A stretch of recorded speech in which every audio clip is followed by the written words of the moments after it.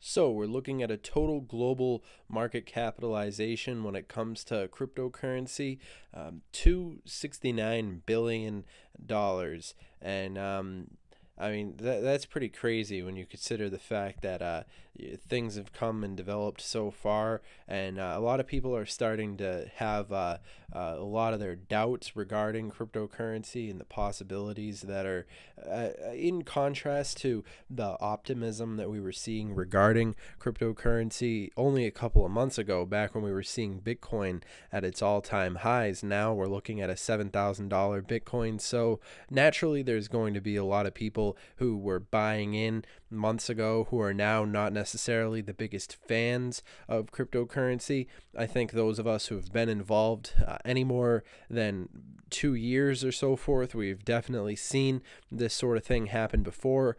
People who've been involved with cryptocurrency for quite some time now definitely understand the volatility of things. Doesn't take very much involvement with crypto to understand that volatility is definitely the dream maker and also the dream destroyer.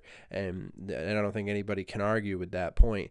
So I definitely think that cryptocurrency has a future ahead of it based on my analysis of the fact that crypto is clearly a superior way of doing things in when you consider the current methods of understanding value and exchanging value and so forth. It's definitely interesting to see the fact that something like blockchain technology has managed to rise up and take the power of the internet and really apply this sort of new mechanism for the future. And in the long term, I have a very optimistic outlook on the possibilities that are in store for cryptocurrency. So when you hear people saying that, oh, we're seeing the decline of crypto, oh, we're the market crash is going to end everything. In a global scale, cryptocurrency needs to do a lot of things. A huge amount, a huge checklist of things need to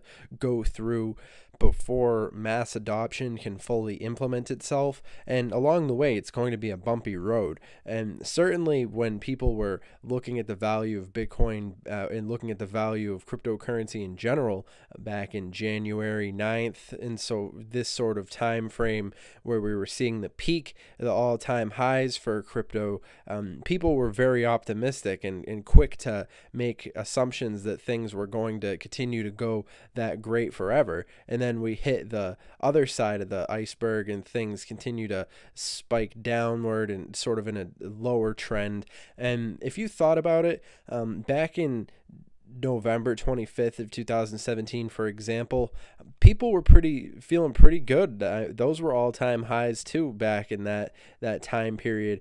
And if things had just continued to stay right there and sort of just spike along and move sideways from right there without ever having these visiting these all-time highs up here and getting people's hopes up, this would still be a pretty remarkable acceleration and growth potential. And anything like this is pretty much unparalleled in the stock market or in any other space where people are seeing things go from certain values and so forth. So we've really visited these all-time highs, and kingdoms have risen and fallen in a short amount of time. And so the cryptocurrency in one day is basically weeks of normal people time. So when people release news articles regarding different things that are going to be happening, anybody who's speaking in absolutes is essentially just talking directly out of their ass.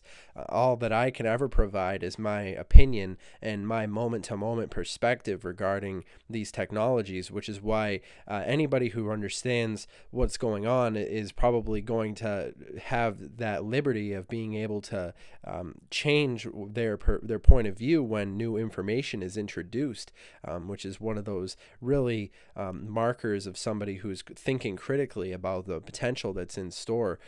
So when I look across the different technologies that are made available, I definitely always think to myself, what are these technologies doing in the real world that's actually going to have a application that's going to actually serve a function in the real world, and how is this actually going to be positioned in such a way as to benefit some sort of supply and demand scenario in the long term, of course, which is why it's always important to look at the teams that are behind these different technologies and the different potential that's in store for the long-term potential as far as growth and scalability is concerned. So when I look across this board, there's definitely it's a moment to moment looking at these things. It certainly is a little ill-advised. You'd always want to look at things in different terms when looking at it in the current situation. So it's definitely important to do your research when it comes to understanding the potential that's behind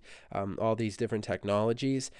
Definitely important to take into consideration exactly what's the difference between Ethereum smart contracts and the Bitcoin store of value concept.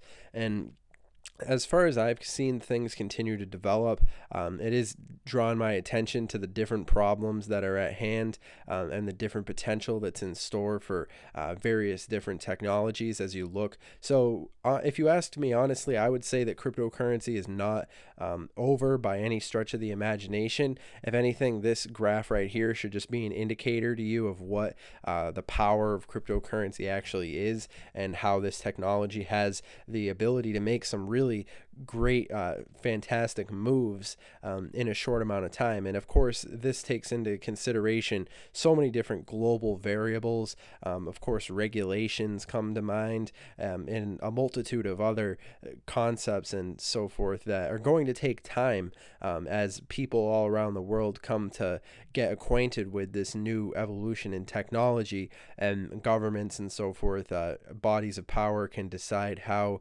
they're actually going to interact with this paradigm shift as it continues to implement itself in the day-to-day world. So definitely something to pay attention to. I understand there's always going to be different news articles that talk about positives and always covering negatives. You could find news articles on both ends of the spectrum.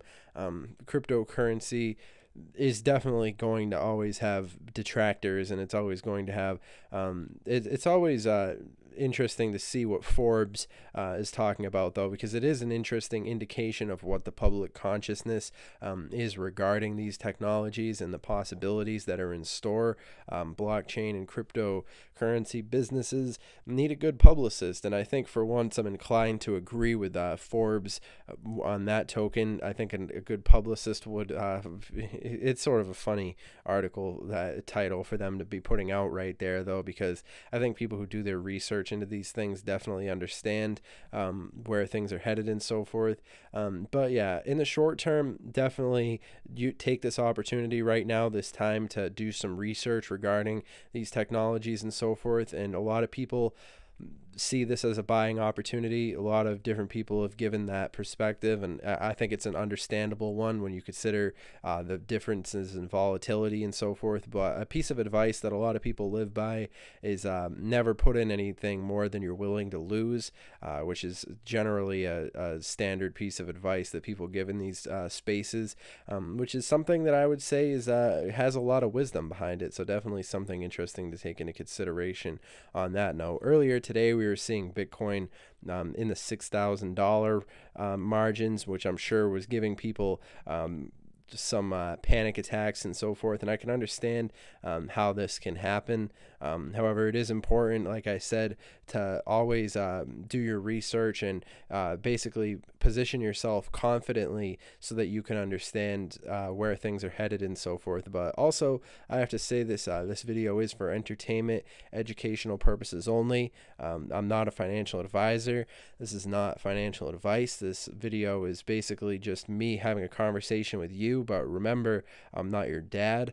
I'm not responsible for any decisions that you might make and so forth. So like I said, it is important to find your information directly at the source when it comes to these things. Always understand that all these different news articles and YouTube videos and so forth, they might not have as much credibility as the information that you can come to when you make up your own mind and come to these conclusions at your own. So that's why I've always been a promoter of that sort of thing.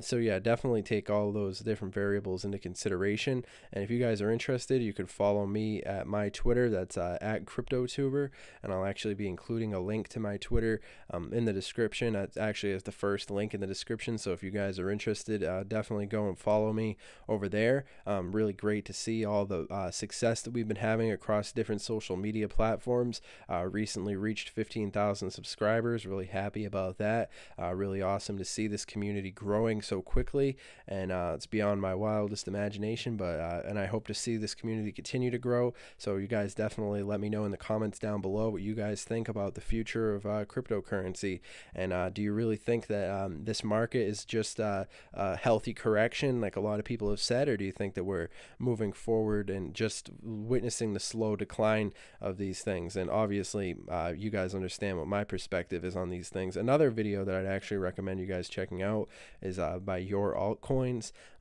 Basically, killer stock market signal could drag down Bitcoin and cryptocurrency. So this is actually a really interesting video that talks about the connections between the stock market and the cryptocurrency, which I think are certainly to a certain extent, there are a multitude of different connections that can be drawn. This video goes into a lot greater detail. Certainly I know a little bit about the stock market, but not necessarily enough to speak on it in this video. I'll probably save that for an entirely new piece of content, but that's why I'll be including a link to this video in the description down below if you guys are interested. Really interesting perspective right there. But all in all, I think it's important to just maintain an optimistic perspective so long as you've positioned yourself in a way that definitely allows you to see the best of the good side and not so much of the worst of the bad side. But all that being said, I hope you've enjoyed this piece of content, and I'll see you guys in the next video. Have a good one.